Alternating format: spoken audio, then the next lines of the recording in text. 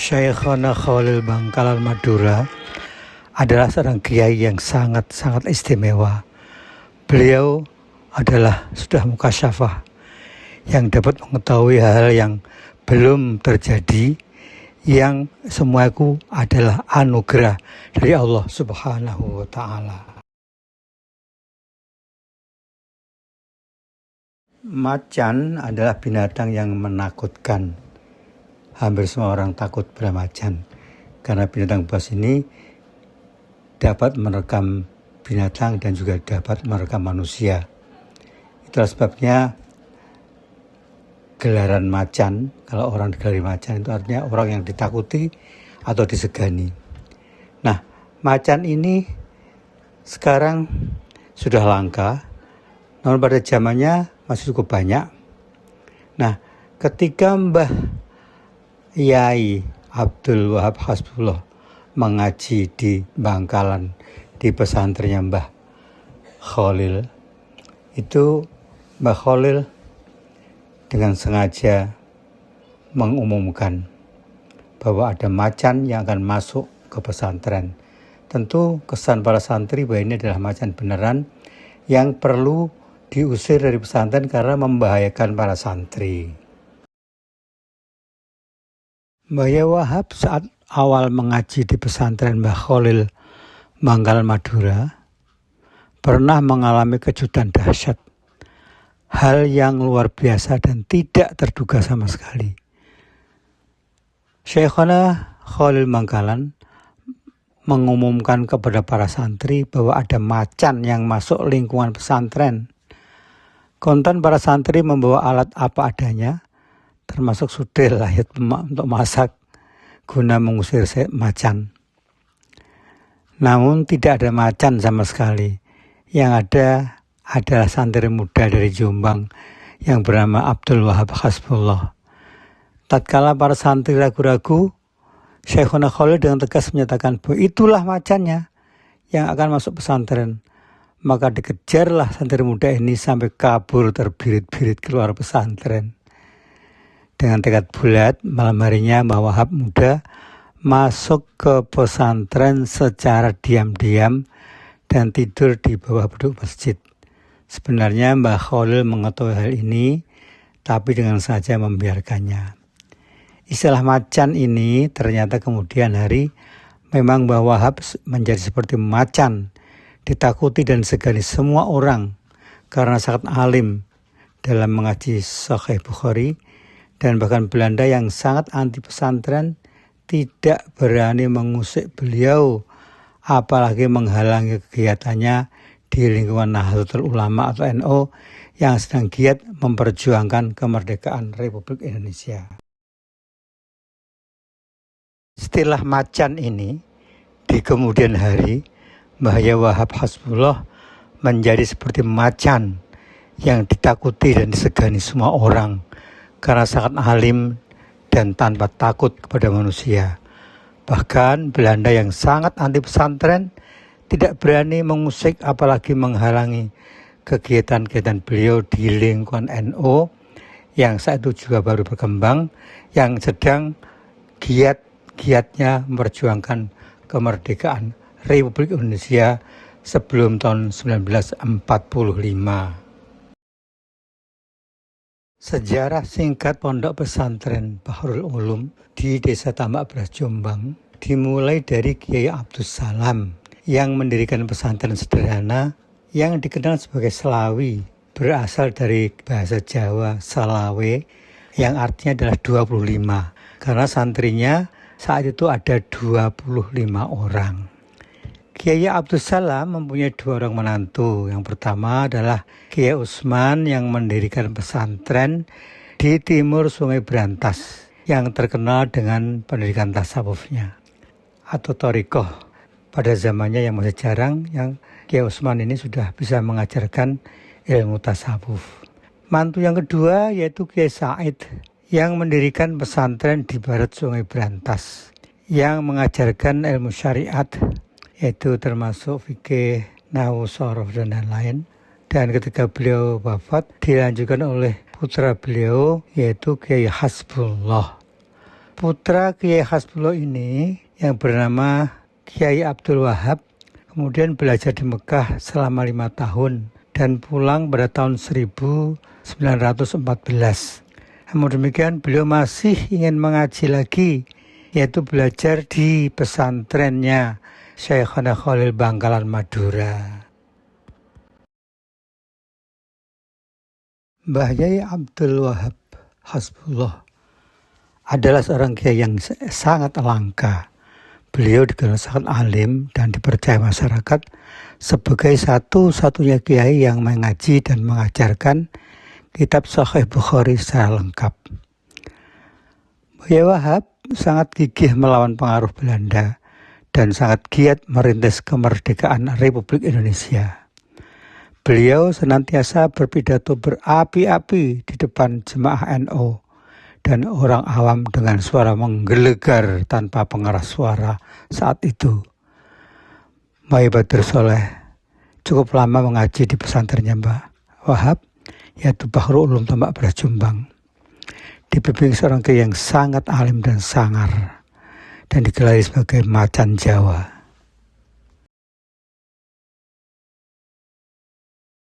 Setelah tamat mengaji di pesantren Syekhana Khalil Bangkalan, Mbah Yai Abdul Wahab yang biasa disebut Mbah Wahab lalu mendirikan pondok pesantren Bahrul Ulum di Desa Tambak Beras Jombang.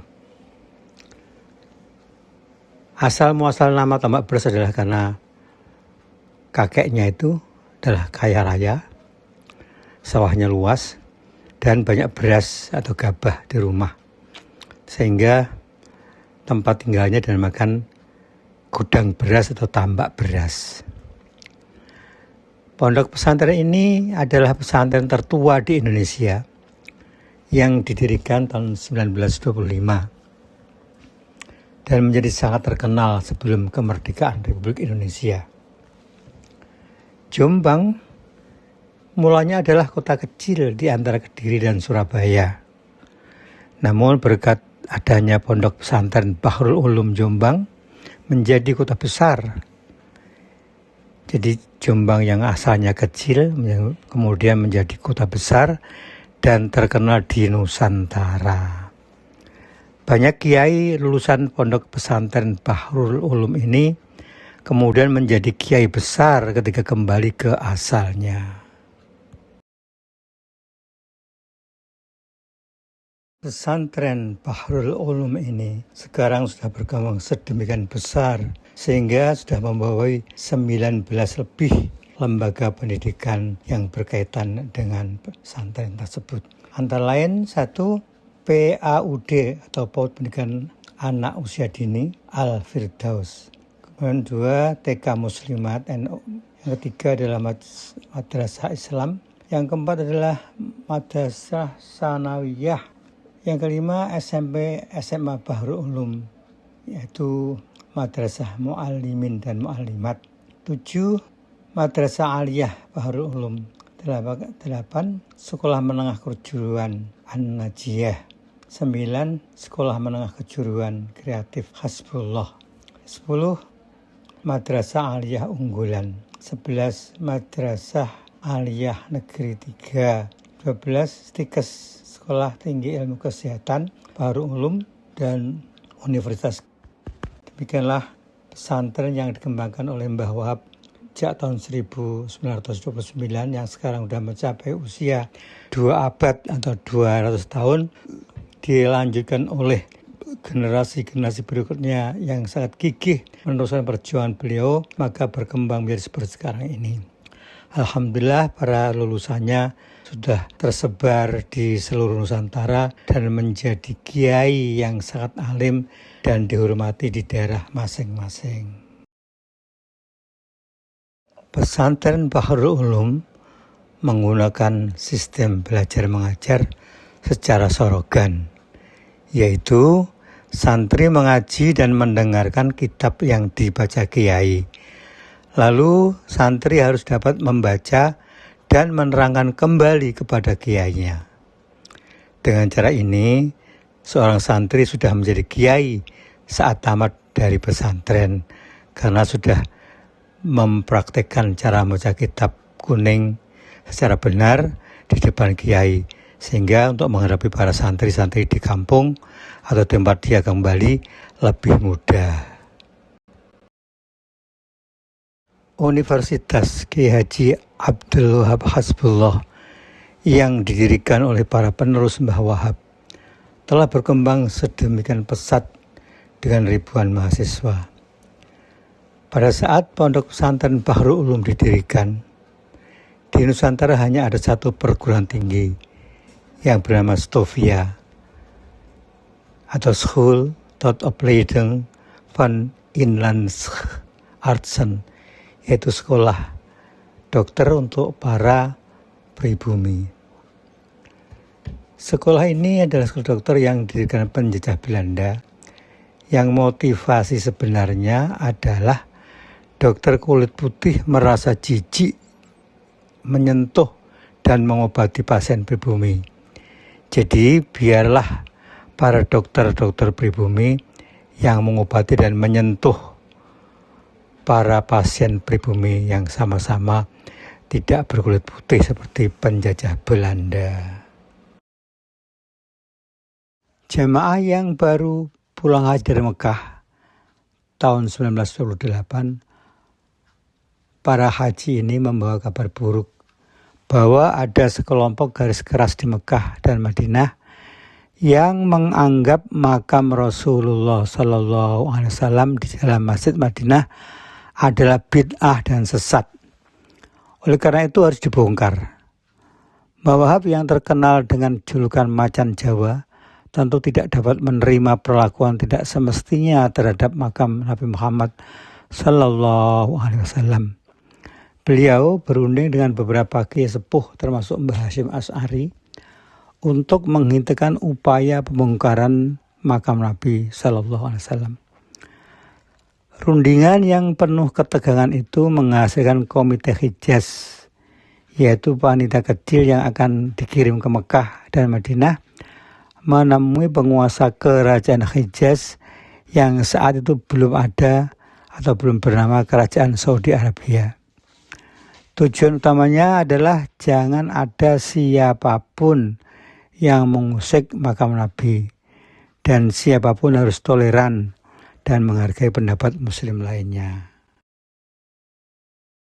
Konon Mbah Wahab setelah mengumpulkan teman-temannya yang sebelumnya telah dikenal saat mengaji di Mekah, mengumpulkan mereka dalam suatu rapat internasional lalu menyampaikan ulasan yang menghebohkan.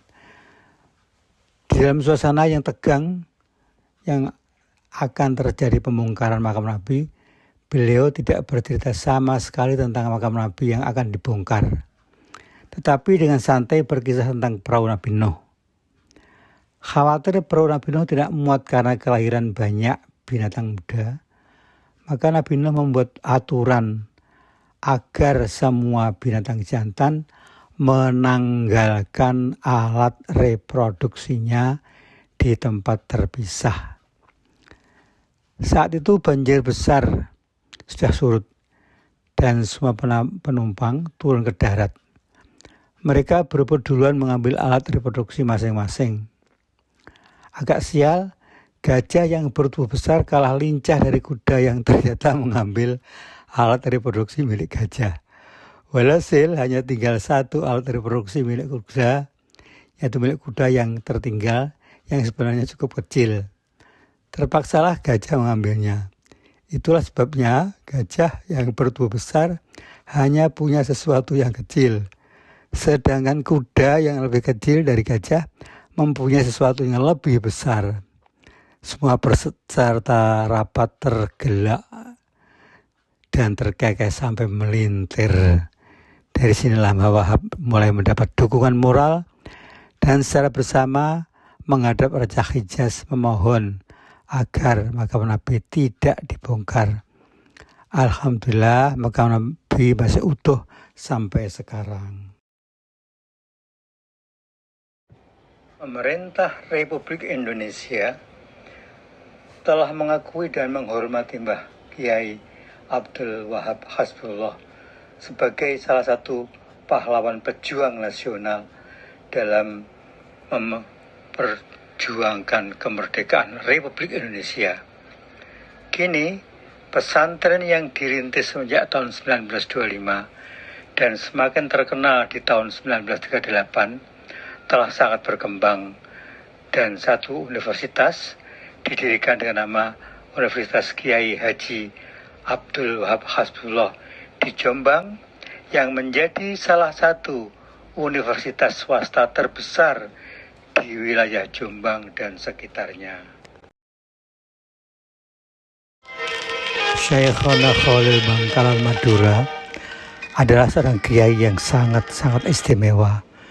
Beliau adalah sudah mukasyafah yang dapat mengetahui hal yang belum terjadi, yang semua itu adalah anugerah dari Allah Subhanahu wa Ta'ala.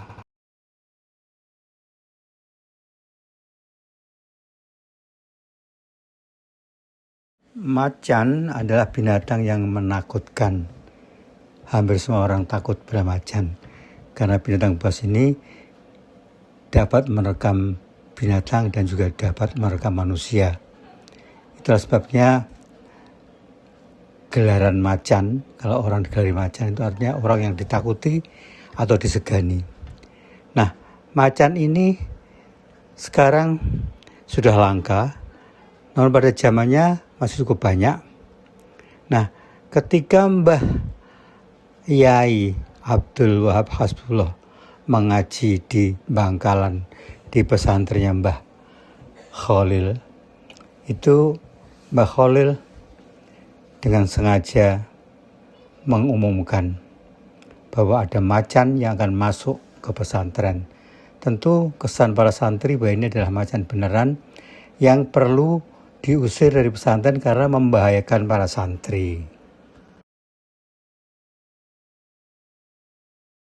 Mbah Yai Wahab saat awal mengaji di pesantren Mbah Khalil Bangkalan Madura pernah mengalami kejutan dahsyat, hal yang luar biasa dan tidak terduga sama sekali.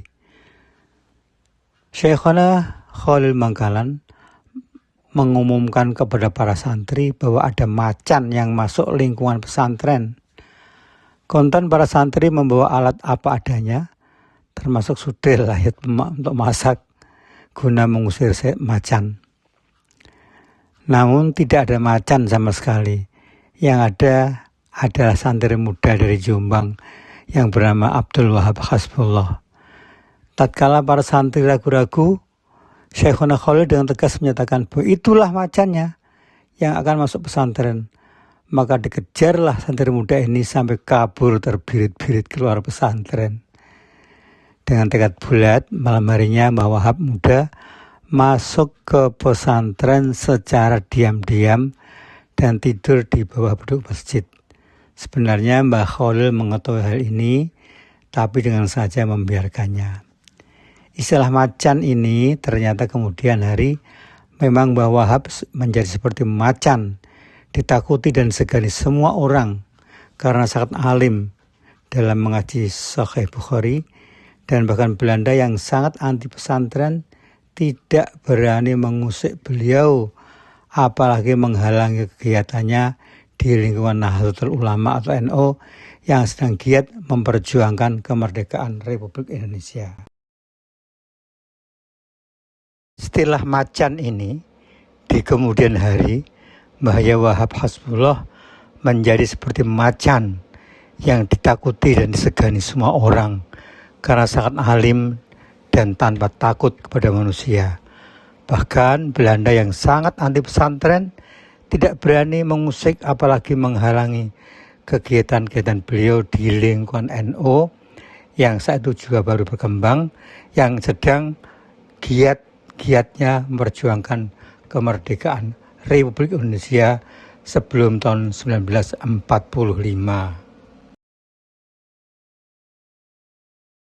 Sejarah singkat Pondok Pesantren Bahrul Ulum di Desa Tambak Beras Jombang dimulai dari Kiai Abdus Salam yang mendirikan pesantren sederhana yang dikenal sebagai Selawi, berasal dari bahasa Jawa Salawe yang artinya adalah 25, karena santrinya saat itu ada 25 orang. Kiai Abdus Salam mempunyai 2 orang menantu. Yang pertama adalah Kiai Usman yang mendirikan pesantren di timur Sungai Brantas yang terkenal dengan pendidikan tasawufnya atau thariqah. Pada zamannya yang masih jarang, yang Kiai Usman ini sudah bisa mengajarkan ilmu tasawuf. Mantu yang kedua yaitu Kiai Said yang mendirikan pesantren di barat Sungai Brantas yang mengajarkan ilmu syariat, yaitu termasuk fikih, nahwu, sorof, dan lain-lain. Dan ketika beliau wafat dilanjutkan oleh putra beliau yaitu Kiai Hasbullah. Putra Kiai Hasbullah ini yang bernama Kiai Abdul Wahab kemudian belajar di Mekah selama 5 tahun dan pulang pada tahun 1914. Namun demikian beliau masih ingin mengaji lagi, yaitu belajar di pesantrennya Syekhana Khalil Bangkalan Madura. Mbah Yai Abdul Wahab Hasbullah adalah seorang kiai yang sangat langka. Beliau dikenal sangat alim dan dipercaya masyarakat sebagai satu-satunya kiai yang mengaji dan mengajarkan kitab Sahih Bukhari secara lengkap. Yai Wahab sangat gigih melawan pengaruh Belanda dan sangat giat merintis kemerdekaan Republik Indonesia. Beliau senantiasa berpidato berapi-api di depan jemaah NU dan orang awam dengan suara menggelegar tanpa pengeras suara saat itu. Mbah Badr Soleh cukup lama mengaji di pesantrennya Mbah Wahab, yaitu Bahrul Ulum Tambak Beras Jombang. Dibimbing seorang kiai yang sangat alim dan sangar dan digelari sebagai macan Jawa. Setelah tamat mengaji di pesantren Syekhana Khalil Bangkalan, Mbah Yai Abdul Wahab yang biasa disebut Mbah Wahab lalu mendirikan pondok pesantren Bahrul Ulum di Desa Tambak Beras Jombang. Asal muasal nama Tambak Beras adalah karena kakeknya itu adalah kaya raya, sawahnya luas dan banyak beras atau gabah di rumah, sehingga tempat tinggalnya dinamakan gudang beras atau tambak beras. Pondok pesantren ini adalah pesantren tertua di Indonesia yang didirikan tahun 1925 dan menjadi sangat terkenal sebelum kemerdekaan Republik Indonesia.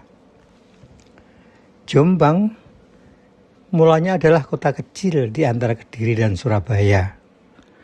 Namun berkat adanya pondok pesantren Bahrul Ulum Jombang menjadi kota besar.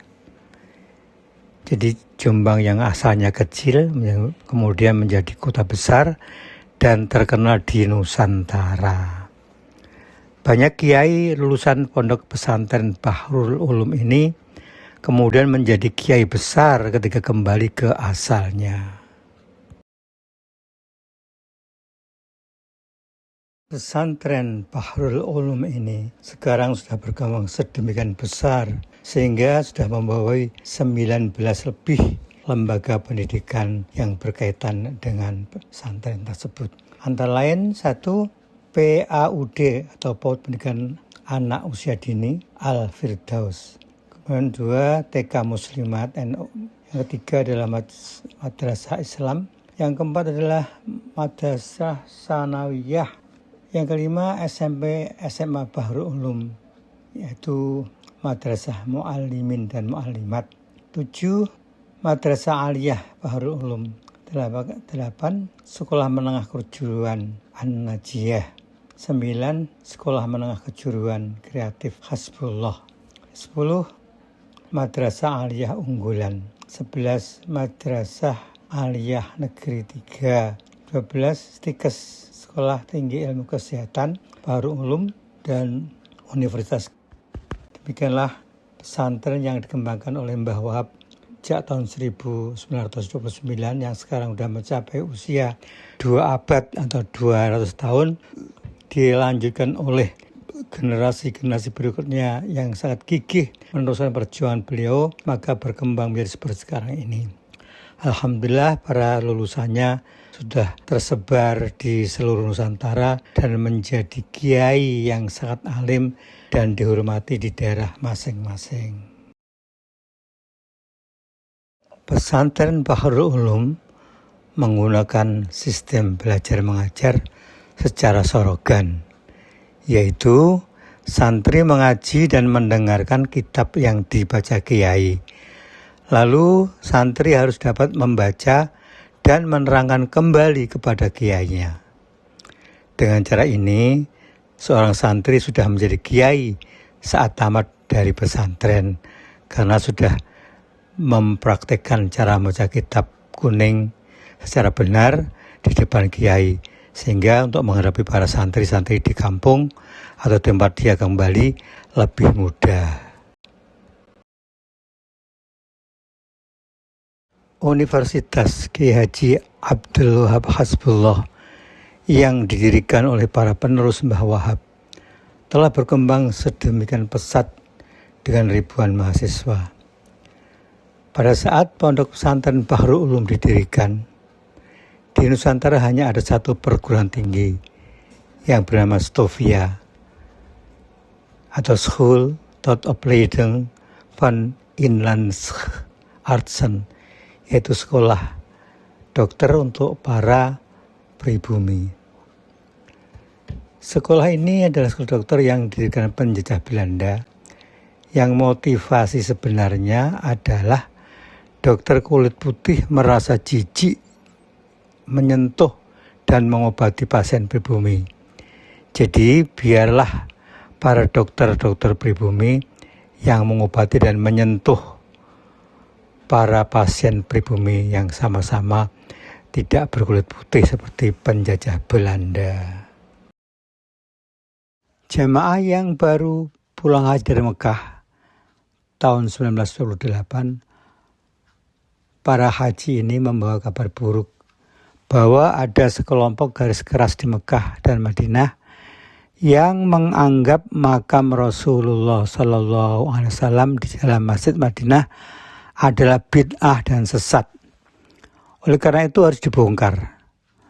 Mbah Wahab yang terkenal dengan julukan Macan Jawa tentu tidak dapat menerima perlakuan tidak semestinya terhadap makam Nabi Muhammad SAW. Beliau berunding dengan beberapa kiai sepuh termasuk Mbah Hashim Asy'ari untuk menghentikan upaya pembongkaran makam Nabi SAW. Rundingan yang penuh ketegangan itu menghasilkan komite Hijaz, yaitu panitia kecil yang akan dikirim ke Mekah dan Madinah menemui penguasa kerajaan Hijaz yang saat itu belum ada atau belum bernama Kerajaan Saudi Arabia. Tujuan utamanya adalah jangan ada siapapun yang mengusik makam Nabi, dan siapapun harus toleran dan menghargai pendapat muslim lainnya. Konon bahwa setelah mengumpulkan teman-temannya yang sebelumnya telah dikenal saat mengaji di Mekah, mengumpulkan mereka dalam suatu rapat internasional lalu menyampaikan ulasan yang menghebohkan. Di dalam suasana yang tegang yang akan terjadi pembongkaran makam Nabi, beliau tidak bercerita sama sekali tentang makam Nabi yang akan dibongkar, tetapi dengan santai berkisah tentang perahu Nabi Nuh. Khawatir perahu Nabi Nuh tidak muat karena kelahiran banyak binatang muda, maka Nabi Nuh membuat aturan agar semua binatang jantan menanggalkan alat reproduksinya di tempat terpisah. Saat itu banjir besar sudah surut dan semua penumpang turun ke darat. Mereka berebut duluan mengambil alat reproduksi masing-masing.